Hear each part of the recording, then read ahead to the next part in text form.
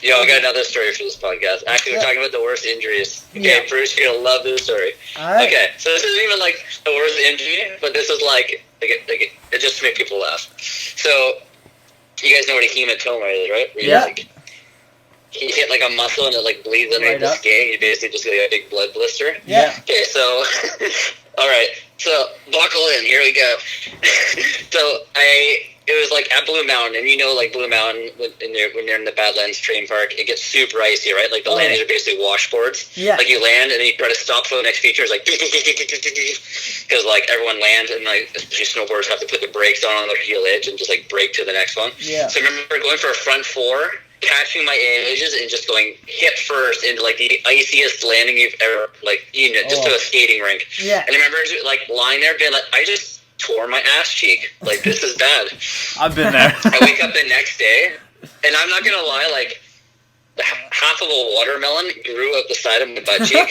Like, it was huge, dude. Like, when I jumped, it would go up and down my hip.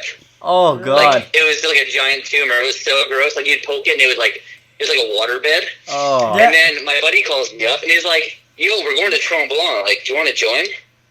And I was like, well, I don't want to not go back. Like, I just see this giant hematoma on my hip, like no big deal. So we're in Quebec, and we're skiing, and every time I pop under a rail, I can feel this like toma just going up and down. It's so gross. Yeah. And of course we're filming, and I was like, all right, well, I'm gonna 450 onto this box.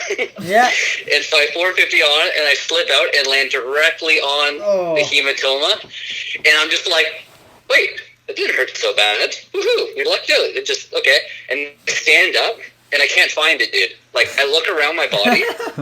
There's no hematoma on the right side. There's no hematoma on my left. I look around, and then I realize it all went to my balls. All the fluid had drained directly to my balls, and like it just like took the path of least resistance. Like I just hit it and it just like down and it just went straight down to like my balls.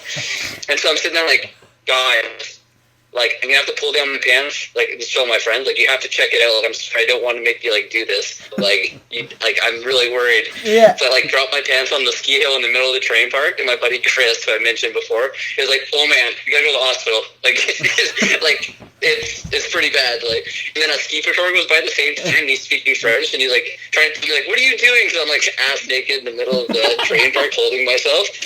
Oh, God. He skis over, and I show him what's up, and he's just like, oh man, like we need to get ski patrol down here. And I'm like, no, I'm good. I'm not getting in a one of those carts. Like, you know, you just like say like I'm making it down the hill no matter what. Like, yeah, like, I guess so. Yeah, bag. I didn't even get one of those after my Australia. I ski down.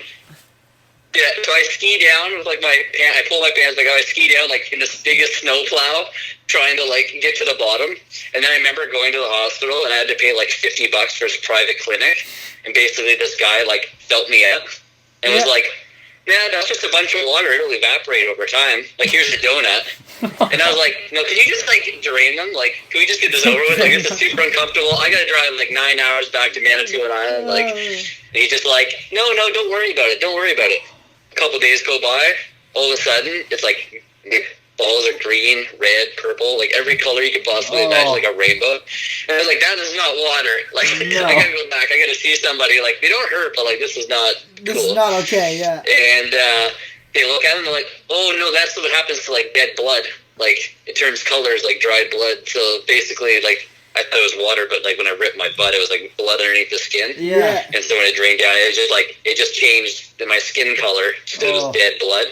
And then over time, everything went back to normal and it was fine. But like, it really freaked me out. Like, I can imagine. Oh, man, like, that would freak me out too, dude.